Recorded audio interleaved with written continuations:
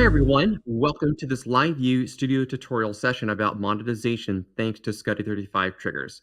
A SCTE marker insertion allows you to further monetize your content by integrating LiveU Studio with third-party ad insertion partners.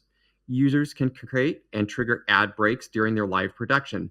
SCTE markers are then inserted into the live output stream and read by the downstream server-side ad insertion services to enable dynamic ad insertion across OTT and FAST platforms. You may hear about SSAI for server-side ad insertion or DAI for dynamic ad insertion.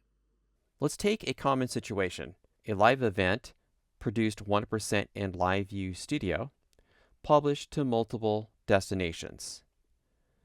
In addition to all the graphics we may add and pre-recorded content we may use during the production, which all are monetization's opportunities, we leverage SCTE35 to trigger ads for our OTT and/or FAST platforms.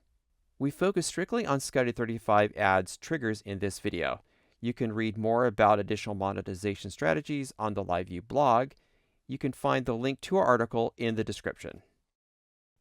The first step is a one-time configuration on your CDN, Content Delivery Network, which will host the audience, and your server-side ad insertion provider, SSAI. It contains your ads and inserts them at the right time. We already configured them. We are using Dicast and Amazon Media Tailor in this specific example. The second step in LiveU Studio is simple. You add and configure your SCTE35 input on your visual mixer, and that's it. So here in LiveU Studio, the new type of input can be found via Add an Input, Media Player and Ad Breaks, Add an ad break.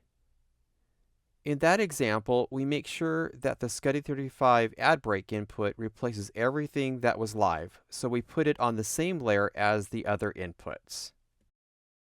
To configure its duration, simply look at the settings on the right, and we will input 2 minutes and 3 seconds in our example. Finally, click Save. Now, we want to make sure that the switcher will automatically go back to our live camera using the template at the end of the ad break. Simply click on the pencil of the ad break. It opens the Edit panel left from Preview as usual. And at the end of the player, select Go Back to Template 1 in this case. Our ad break is fully configured. As an option, we can display on an additional layer at the bottom a graphic for all the potential destinations which can't trigger the advertisements. So we just added a layer. On that layer, add an input, click on Image, upload a graphic with a message like Commercial Break in Progress. It will be hidden by the live sources and templates on the layer over it. Make sure to select it all the time.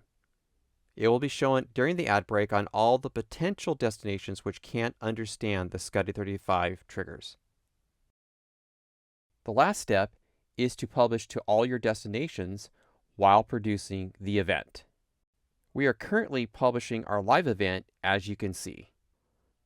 To trigger the SCTE35 ad, simply select it and push to program as any other input. We can see an overlay on the program output which indicates how much time is left. Let's have a look at a destination which doesn't act on the SCTE35 markers. We understand clearly a commercial break is in progress. Now, let's have a look at the SSAI output. The program is interrupted as expected, and the provider inserts directly the advertisement for the duration we configured. Let's accelerate the time to reach the end of the ad break.